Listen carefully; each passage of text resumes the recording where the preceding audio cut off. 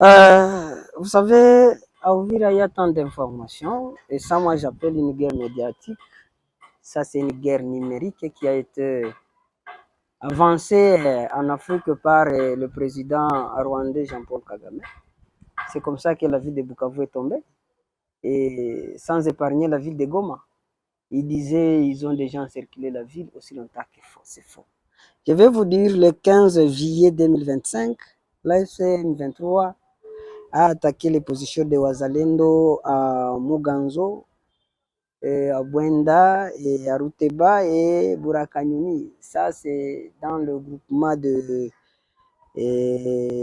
Karongo, dans le territoire de Nyangezi. Nyangezi, c'est dans le Walungu.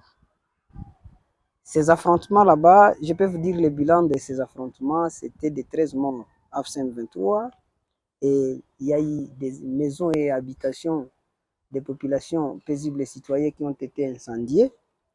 Le 4 août 2025, la même AFC M23 a attaqué encore nos positions à Bwenda et Muganzo. Dans ce combat, il y a eu 4 blessés, il y avait 73 morts AFC M23. Et il y en a d'autres corps qui ont été retrouvés par des bergers d'ici et là. Et ça n'a pas fini. Arrivé le 13 août 2025, des bataillons AFSM 23 ont attaqué le village de Munguzi. Ça, c'est un territoire de Mwenga. Et dans ces affrontements, ils étaient des bataillons organiques, environ 1850 hommes. Ils ont été sérieusement frappés par les Wazalendo.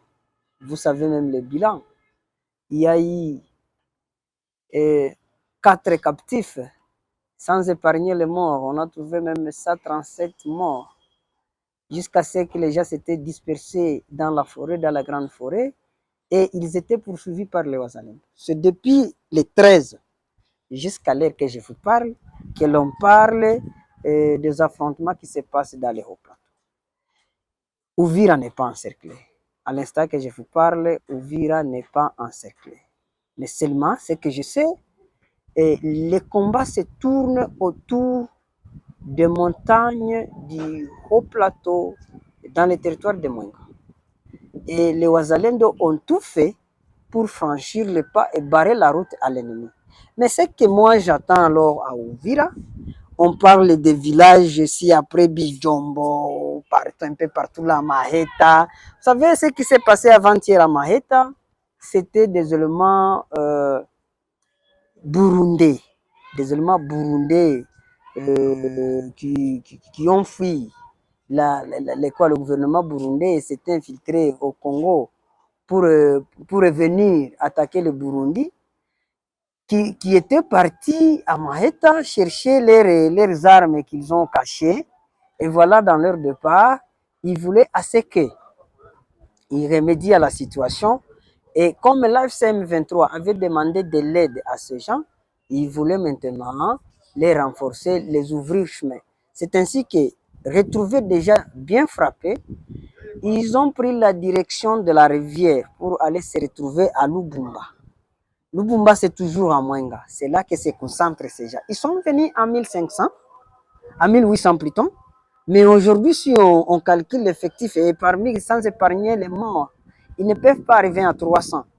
Parce qu'à l'heure que je vous parle, même hier, même aujourd'hui, on s'est réveillé dans le fait. Donc, nous savons les stratégies des Rwandais. Nous savons les stratégies qu'a appliquées les Rwandais depuis 1996.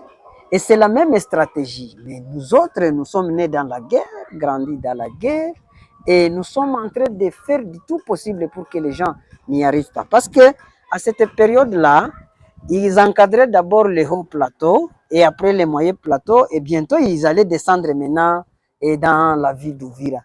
Mais moi, je vous rassure que les Wazalendo ayant bien étudié les comportements de ces gens, ayant bien étudié leurs tactiques, ayant connu tout ce qu'ils font, nous ne les laissons même pas trace. Parce que partout, nous les avons occasionnés de terribles échecs, comme vous venez de l'entendre. à moins qu'on n'en parle pas. Il n'y a que de quoi des hirondelles qui sont en train de manger le corps des êtres humains qui sont morts là-bas. Nous sommes un seul peuple que le monde entier est en train de combattre. Nous sommes un contre le monde. C'est-à-dire quoi? Ceux qui viennent, ils ne viennent pas à notre intérêt. Ils viennent à la recherche de la neutralité de tout citoyen du Kivu pour qu'ils nous chassent de notre terre et reconquièrent la terre de nos ancêtres.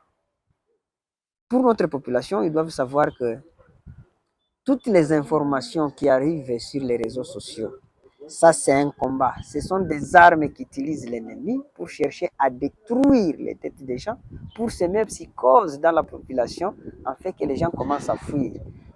Ayant reconnu ça, ayant reconnu les stratégies, nous demandons à notre population de rester calme. Comme nous les avons promis, Uvira ne tombera jamais. Et il n'y a aucun autre territoire du sud Kivu qui encore tombera entre les mains de l'ennemi. Non. L'ennemi lui-même n'a pas de force. Et comme eux-mêmes viennent de violer et le cessez-le-feu qui a été signé à Doha, qui a été signé à Washington, nous n'allons pas laisser encore place à ces gens parce que nous, on attendait la parole du chef de l'État qui nous disait d'observer le cessez-le-feu.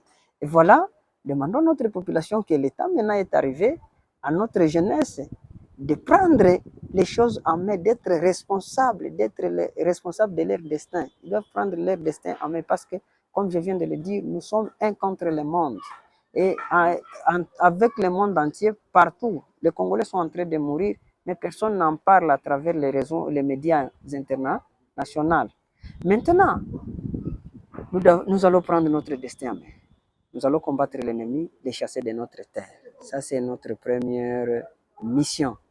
Et secondo, je dirais à nos concitoyens wazalendo, nos camarades qui ont pris les armes et qui sont dans les champs de bataille, il n'y a pas un combattant sans son peuple. Si nous avons pris les armes, c'est parce que nous avons une population avec nous. Et c'est cette population que nous sommes censés protéger. Et nous sommes cette population-là. Donc, nous n'avons pas droit à l'erreur. Nous n'avons pas droit à aller à la contre de la mission qui nous a été donnée par nos parents. C'est le seul message que je veux avoir.